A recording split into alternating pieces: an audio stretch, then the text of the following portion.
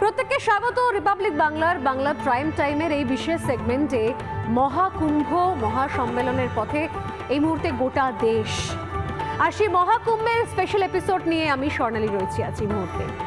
আপনারা জানেন যে এই মহাকুম্ভের গল্প শুরু করতে গেলে শুরু করতে হবে পুরাণ থেকে। শিব পুরাণ বা কখনো বিষ্ণু পুরাণ বা মহাভারত, বিভিন্ন সময়তে এই গল্পের উল্লেখ আমরা বহুবার পেয়েছি।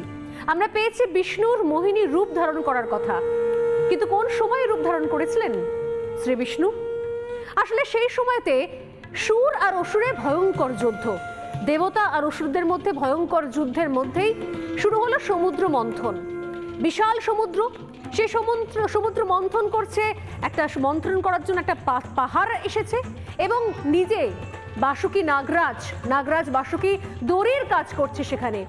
একবার দেবতারা টানছেন তো একবার অসুররা টানছে। এই ভয়ঙ্কর মন্থন থেকে প্রথমে উঠে এলো এক কলস বিষ।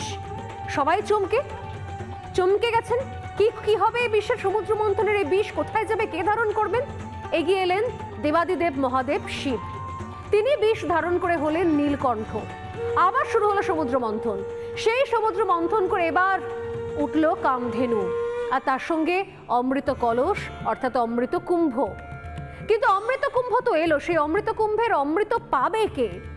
সেই সময়তেই শ্রী বিষ্ণু তিনি মোহিনী রূপ ধারণ করে অমৃত কলস নিয়ে দে চম্পট, যাতে অমৃত কলসের অমৃত কোনোভাবেই রাক্ষসদের কাছে অসুরদের কাছে না পৌঁছয়।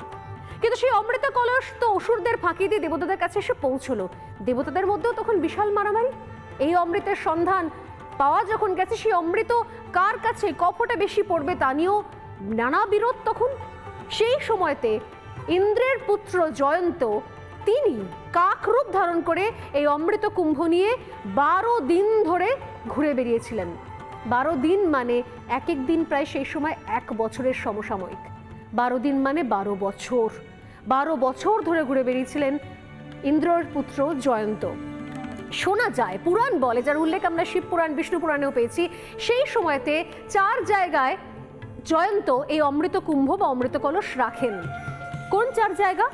হরিদ্বার, প্রয়াগ, নাসিক এবং উজ্জয়িন। এবং এই 4 জায়গায় যখন অমৃত কুম্ভ রাখা হয়, সেখান থেকে 4 জায়গায় বেশ কয়েক ফোঁটা করে অমৃত এই 4 জায়গায় খসে পড়ে। আর এখান থেকেই যে 4 জায়গায় খসে পড়ে, সেখান থেকেই অমৃতর সন্ধানে কুম্ভ শুরু হয়, কুম্ভ মেলা। তবে নিঃসন্দেহে আর 3 জায়গার থেকে এই প্রয়াগে কুম্ভ মেলার গুরুত্ব অনেক, কারণ এখানে 3 নদীর সঙ্গম রয়েছে। আর 3 নদীর সঙ্গমে এই অমৃত কুম্ভের সন্ধানে যারা অমৃত স্নানে যাচ্ছেন তাদের জন্য জানিয়ে রাখি, এবারের মহাকুম্ভ কেন মহাকুম্ভ? প্রতি 12 বছরে যে কুম্ভ হয় তাকে বলা হয় পূর্ণ কুম্ভ। কিন্তু এই পূর্ণ কুম্ভ যখন 12খানা হয়ে যায় তখন তা হয় মহাকুম্ভ। আর এবার 144 বছর বাদে সেই মহাকুম্ভ, যে মহাকুম্ভে মহাসম্মেলনে যোগ দিতে এই অমৃত স্নানের জন্য দেশের বিভিন্ন প্রান্ত থেকে মানুষ এসে জড়ো হয়েছেন প্রয়াগে। তাই এই মহাকুম্ভ নিঃসন্দেহে অনেক বেশি পুণ্যের, অমৃতের সন্ধানের। নানা ধরনের কন্টেন্ট দেখার জন্য লাইক করুন, শেয়ার করুন আমাদের ফেসবুক পেজ, সাবস্ক্রাইব করুন আমাদের ইউটিউব চ্যানেল। পাশাপাশি অন্যান্য ব্রেকিং নিউজের জন্য অবশ্যই চোখ রাখুন রিপাবলিক বাংলায়।